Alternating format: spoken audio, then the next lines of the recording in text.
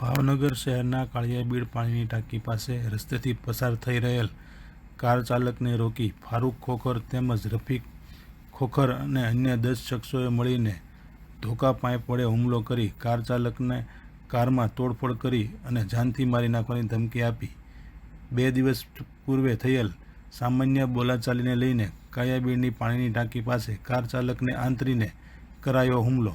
Car ચાલક દ્વારા 2 દિવસ પહેલાં થયેલ બોલાચાલી અંગે લેખિતમાં ભાવનગરના એસપીને રજૂઆત કરવામાં આવી હતી, જ્યારે આજની ઘટનાને લઈને નીલમબાગ પોલીસ સ્ટેશનમાં ફરિયાદ નોંધાવવાની તજવીજ હાથ ધરી હતી।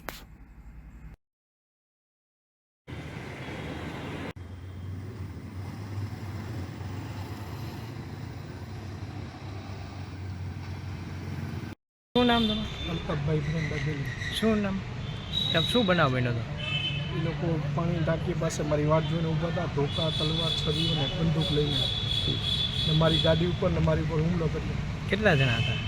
એ ફારૂક ખોખર, રફીક ખોખર અને અન્ય 10 જણા હતા। બનાવનું કારણ કંઈ જૂની અદાવત કેવું કંઈ? નહીં, 2 દિવસ પહેલાં ખાલી સામાન્ય બોલીચાલી થઈ। તમે આ બાબતે પોલીસ ફરિયાદ કરી કે? હા, એસપી સાહેબને ફરિયાદ કરી હતી, લેખિત ફરિયાદ કરેલી છે। ને અત્યારે તો કાંઈ નહીં, અત્યારે ફરિયાદ કરી ડિવિઝન। બનાવ ક્યારે બન્યો હતો? અત્યારે 9 વાગે। 9 વાગ્યાનો બનાવ? તમને કંઈ ઈજા થઈ એવું કંઈ? નહીં, મારી ગાડી તોડી નાખી, કાચ ફોડી નાખી। ગાડી ક્યાં છે અત્યારે? આ પડી બહાર પોલીસ।